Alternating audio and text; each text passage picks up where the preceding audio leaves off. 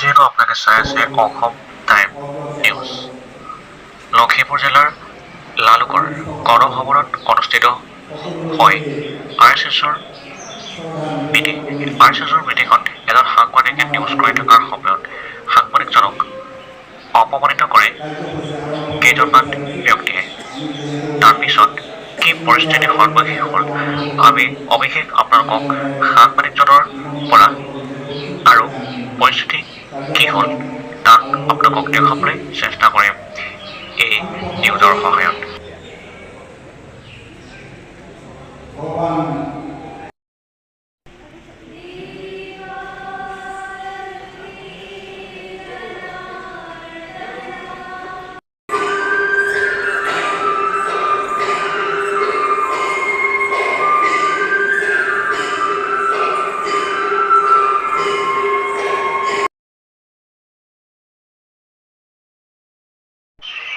হয়তো আপোনালোকে সাংবাদিকজনৰ মুখেৰে শুনক কি হৈছিল প্ৰকৃততে। কি হৈছিলে আপোনাৰ লগত আমাক অভিষেক আপুনি জনাওকচোন। হৈছিলে মানে মোৰ লগত মই মোৰ চেনেলটোত নিউজ কৰি আছিলোঁ।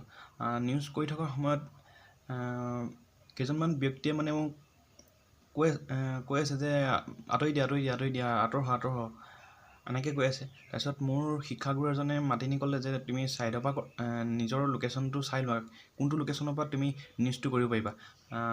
নিশ্চয় তেওঁ গম পাইছে মই নিউজ কৰি আছোঁ আৰু সেইমতে মই ছাৰৰ কথামতে নিউজটো কৰিবলৈ বাধ্য হৈছিলোঁ লোকেশ্যনৰ পৰা। তথাপিতো আঁতৰ হ কৰি আছে কেইজনমান ব্যক্তি মানে। তাৰ কিছুমান পিছতে মই আকৌ বাহিৰলৈ গুচি গ'লোঁ। বাহিৰলৈ ওলাই যোৱা অকণ দেৰি পিছতে মানে মোৰ সহপাঠী এজন আহিলে। তেওঁৰ লগত আকৌ পুনৰ নিউজ কৰিবলৈ মই বাধ্য হৈ গ'লোঁ।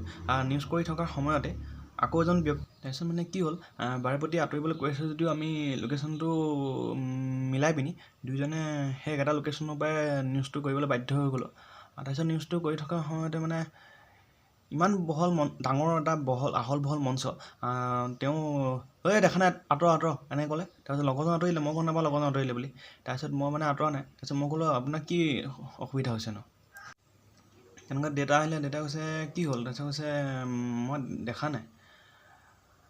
তাৰপৰা দেউতা সেইফালে গুচি গ'ল। তাৰপৰা মোলৈ চাই হাঁহি দিছে। মই বোলো ঠিক আছে আপুনি যদি দেখা নাই তেতিয়া মই অকণ সিফালে এইখিনিলৈ গুচি যাওঁ। সেইফালে গৈ পিনি কওঁ বোলোতে ঘটনাটো ঘটিছে।